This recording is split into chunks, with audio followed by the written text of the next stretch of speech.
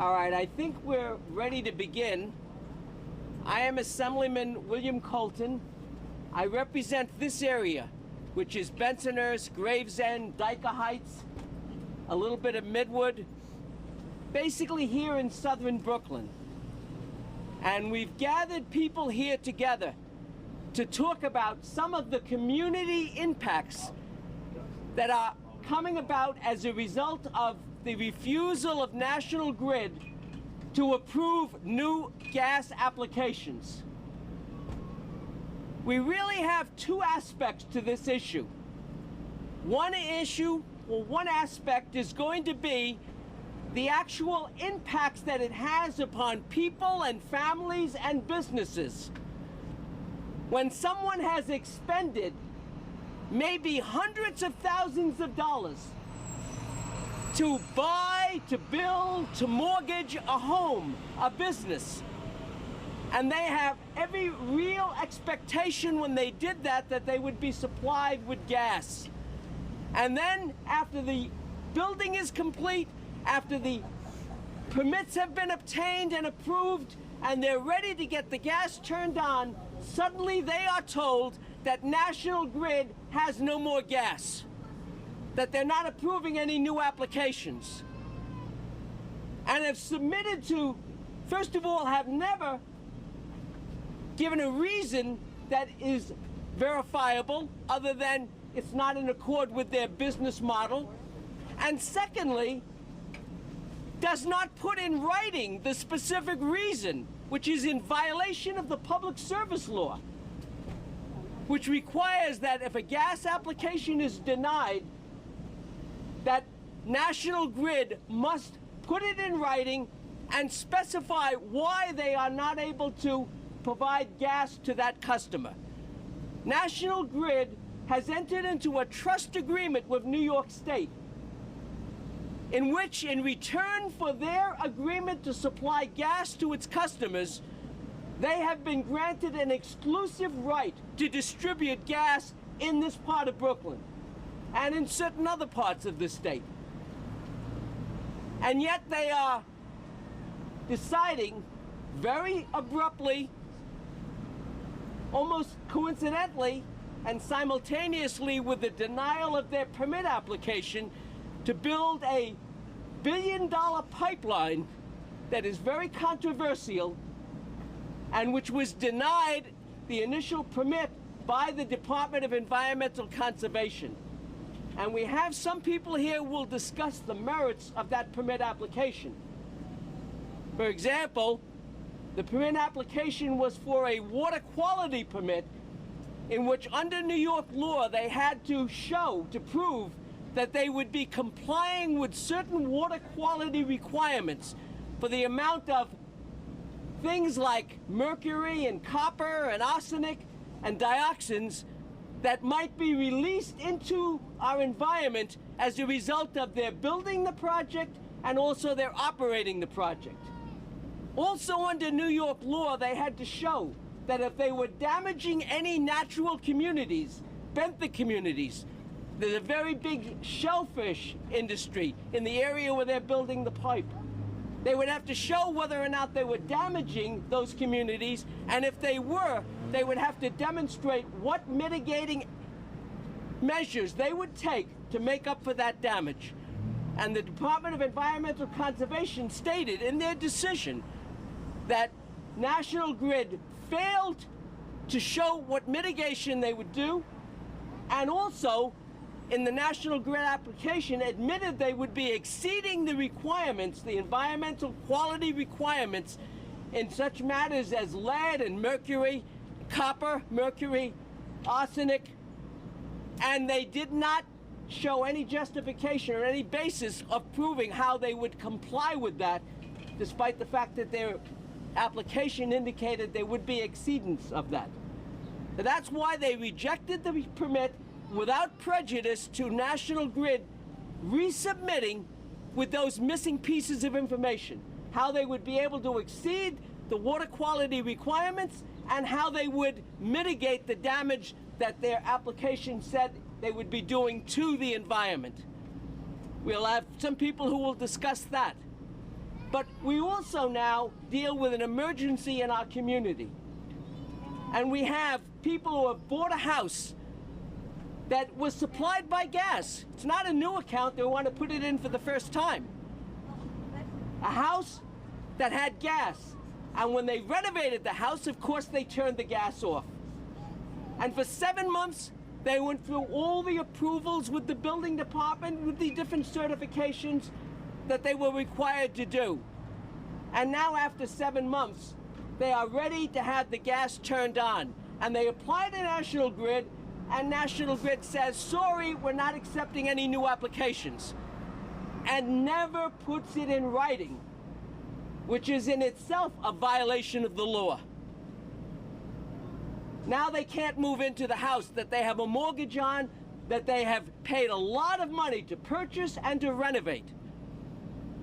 We have another situation where somebody has, on West State Street, a 2-floor house. And they had a meter covering, a gas meter covering the 2 floors. And now they want to separate it into a separate meter for each floor. So they go through again all the approvals, the permit applications, the different things that were needed by the building department in order to be able to do that. And they now apply to National Grid to have the service turned on, a second meter installed, which already had been covered by the first meter, so it's not new service. And National Grid says, no, we can't do it. We're not accepting any new applications. You're increasing our load. Again, nothing in writing. And in that particular case, they did appeal to the Public Service Commission. And the Public Service Commission ordered National Grid to supply gas to one of the floors on the existing meter. Have not made a decision on the second meter yet, but they ordered them to restore gas service to the existing meter which existed at all times. We have a situation with a community organization we're going to hear from that is renowned for supplying services to the community, that has helped thousands of people on all kinds of issues, provided workshops, provided awareness on problems, provided classes, held a health fair this past Sunday where hundreds of people attended it in Cephalo Park, getting information about health problems. And again, they were able to expand. They rented a new store. And when they moved into the store, that building had one gas meter which covered both the apartment above the store where the owner of the building lived and the store that he operated as a flower shop below the store, below his apartment. Now he's converting it into 2 separate meters, a separate meter for the apartment and a separate meter for the store. And again, National Grid denies the application after they get all the permits, all the building department approval. And suddenly they're told, we can't give you a second meter, even though it was covered by the first meter for many years. And again, nothing in writing is given to the applicants. This is outrageous. This is a serious violation of the agreement that National Grid had with the state to provide and supply gas to its customers in return for getting the exclusive agreement to distribute gas.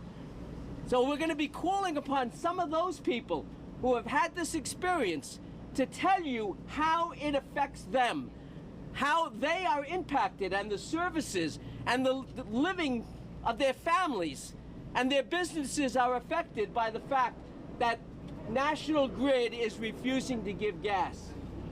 Now, a couple of things should be very clear. Number one, there is plenty of gas in New York State. This is not a problem where gas is not available. You're being given a handout, the second page of which is actually a chart from National Grid itself that it supplied to me. And what it shows is that up till now, and I don't vouch that it is 100% accurate, but what it shows is that there are certain peak periods where National Grid does not own and control gas sufficient to meet those peak periods. I dispute whether or not how extensive those peak periods are. But there are certain peak periods they may not control enough gas. That doesn't mean there isn't enough gas, that they can't get enough gas. And for the year 1819, what they've been doing is they purchase gas from other suppliers, spot purchases. And the chart shows they make up the difference by purchasing that from other suppliers. That is not an unusual practice, because there is plenty of gas that suppliers have to sell. But the business model of National Grid, their profit model, is that they want to own the pipes and control and own the gas that they are distributing. And they therefore want to build a new pipeline, which will cost $1 billion, which really goes against the public interest policy of converting towards more renewable energy, because this is not renewable energy. Build that infrastructure because they want to maintain control over a bigger capacity of gas.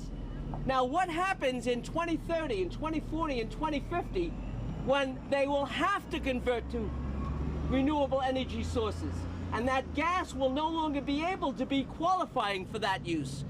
Well, they have the gas, they have the pipeline, they control it, they can sell it to other states, they can transport it to other countries. And that's what National Grid wants to do. It doesn't need it to supply the current needs in New York State for its Brooklyn customers. It needs it because it wants to be able to perpetuate its business model in the future when it will not be able to use its gas as a renewable energy form in New York. It wants to have control of the distribution and the ownership of that gas so it can be distributed to other states that will permit non-renewable energy sources to be used. So this is simply an issue of National Grid, a billion-dollar corporation seeking to perpetuate its business model and impose it upon the public policy of New York State. And without that, it has no problem supplying gas. But it doesn't coincide with its business model to continue its profits into the distant future. Now, we have with us a number of people who are going to speak. We have the council member who represents this area, Mark Traeger. Councilman Mark Traeger has an office actually very close to the UCA's new location. And he represents many of the constituents that we're going to be hearing from and that are going to be affected by this denial of the application of National Grid for its own selfish business model purposes. So I'd like to call up Councilmember Mark Traeger to speak on this important issue. I want to thank Bill Colton for once again showing very important leadership in our community, bringing our residents and small business community and nonprofits all together. Let me be very blunt and clear. First, I represent Bensonhurst and Gravesend and Coney Island, and I have small business owners in Coney Island who right now, who are actually minority women-owned businesses that cannot open their meat stores, their mom and pop shops, because of the greed of National Grid. And as Bill pointed out, National Grid does not have a gas supply problem. They have a greed problem. They have a credibility problem. I have actually researched and looked up all of the documentation National Grid put out prior to their decision to not issue new gas connections. Nowhere in their documents did they ever state that they would do this. Nowhere. And what I would add to Bill's comments is that when people are notified that they're not issuing new gas connections, there's an extra line in the notification that says, but contact your state lawmaker and urge them to approve the Williams pipeline. They have politicized their greed and are trying to brainwash the public to believe and have sympathy for them that they're being victimized by state government. That is outrageous. I have sent a letter to the New York State Public Service Commission to rip up their agreement with National Grid, to investigate National Grid and Con Edison, by the way, which is a whole other conversation. No one should have a monopoly over our city's, our borough's energy supply. This is a crisis facing residents, working families, mom and pop shops, and let me be very clear. When I met with National Grid about this, they said, well, we did warn and caution REBNY, the real estate groups of New York. Excuse me, I don't care about REBNY. I care about the mom and pop shops of our neighborhood, of our working families here. They could maybe withstand, the big real estate groups could maybe withstand months or over a year of no gas connections. But a mom and pop shop looking to open up a meat store, or a small business, or a family looking to settle in, they can't afford not to have gas. This disproportionately impacts working people, working class neighborhoods. So I echo the call of my colleague, but I think we have to go even further. The state should rip up their agreement with National Grid. I've contacted New York State Attorney General Letitia James, asking her office to investigate this matter and to hold them accountable. I was told her office is actually looking into this matter.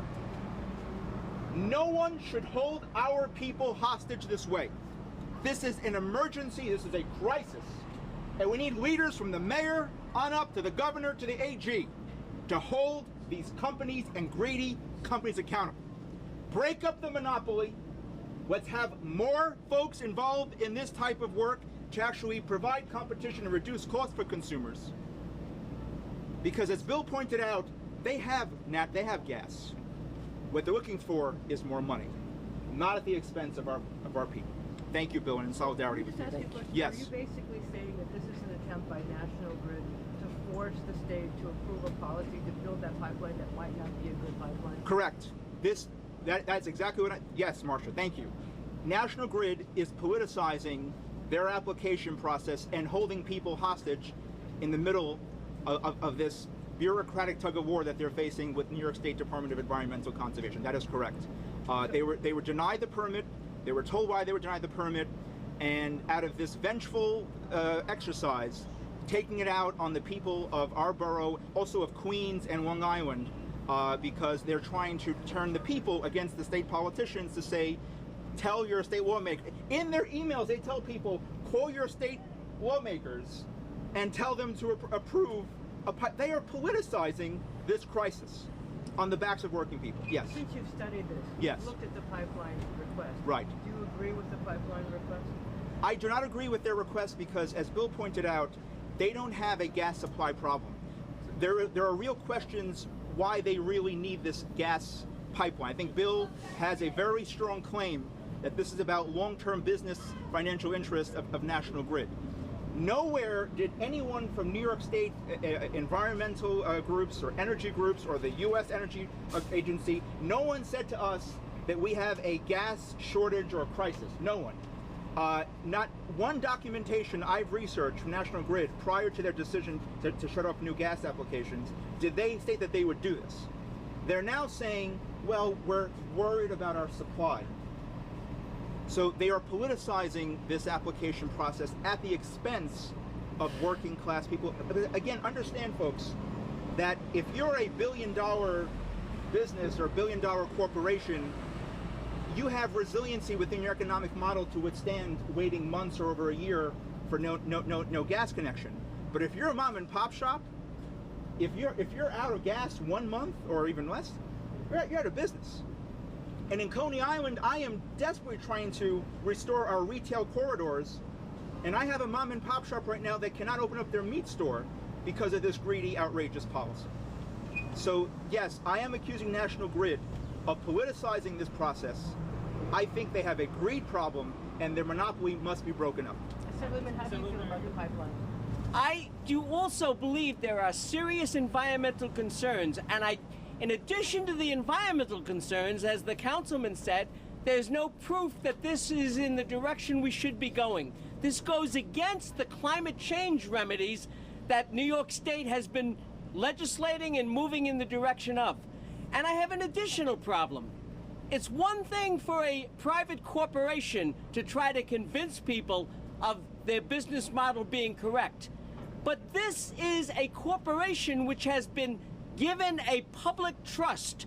They've signed a trust agreement with the state, and they are attempting to use the trust that has been given to them to be the exclusive distributor of gas, which was given to them by New York State, to now use that to try to hold the governor in particular hostage, to put pressure on a state regulatory agency which is committed, which is responsible for the environmental safety and health and well-being of the people of the state.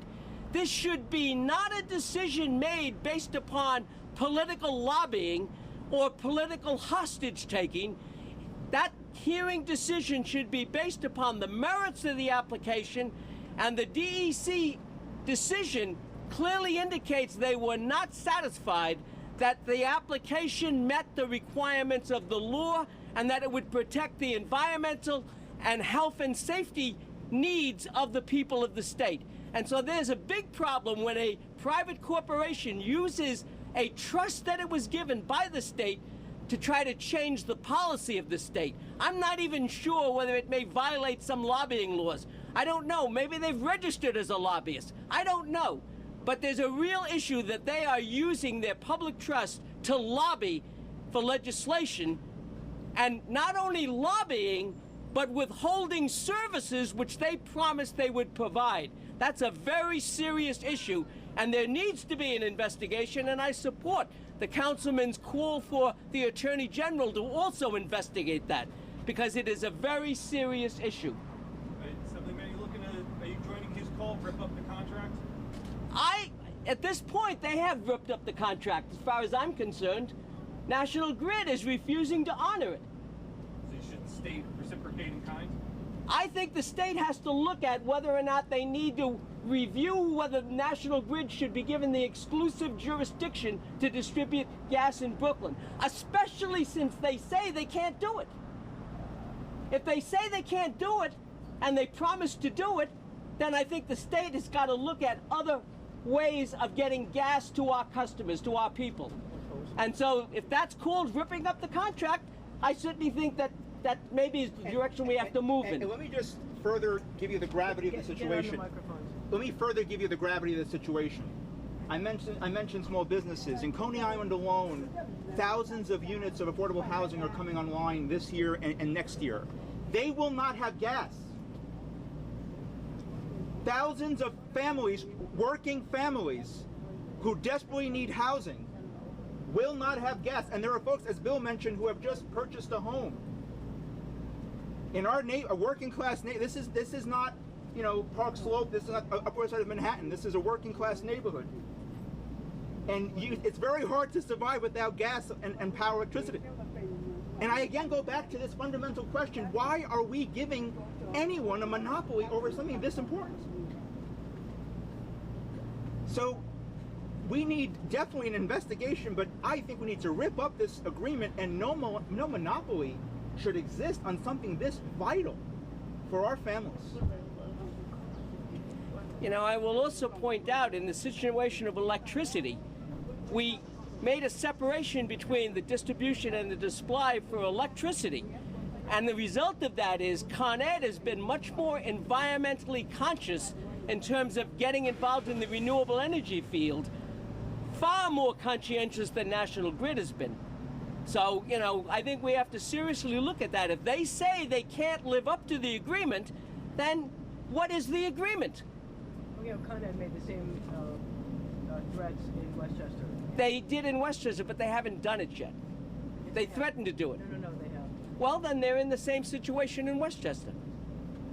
But we're in Brooklyn, and this is a critical problem for our people. Now, I'd like to call up a few of the constituents who have actually experienced the loss of gas. I think we have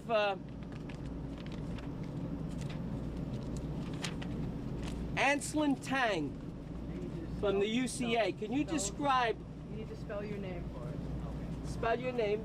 My name is Ansen, A-N-S-E-N. Last name is T-A-N-G.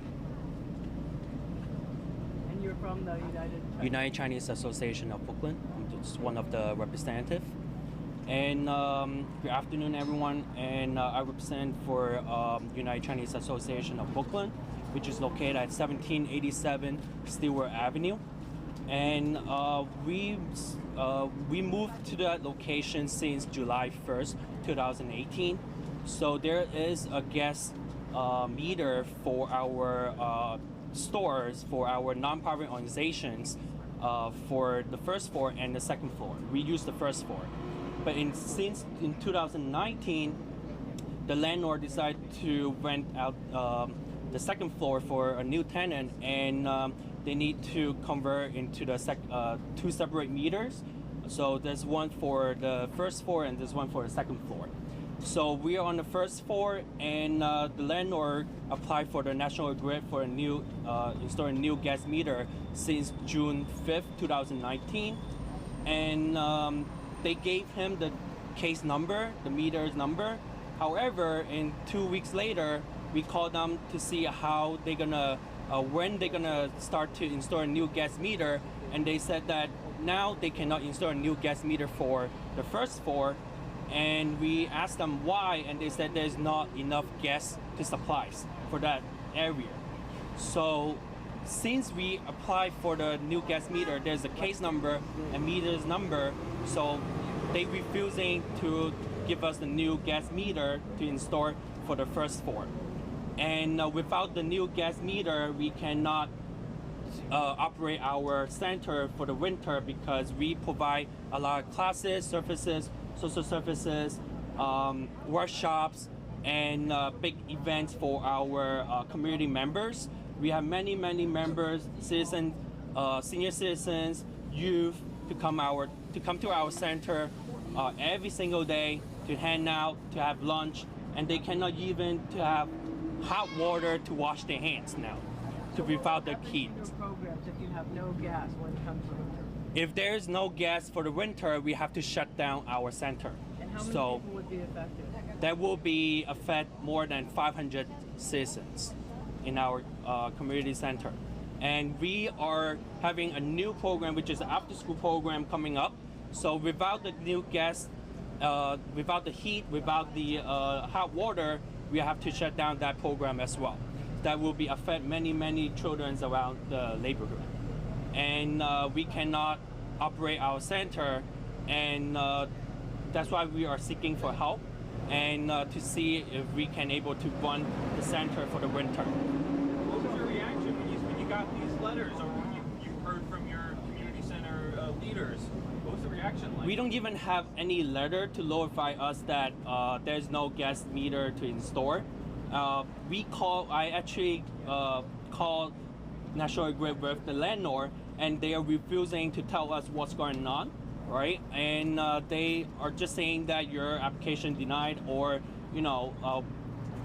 there's no answers from them. How angry are you?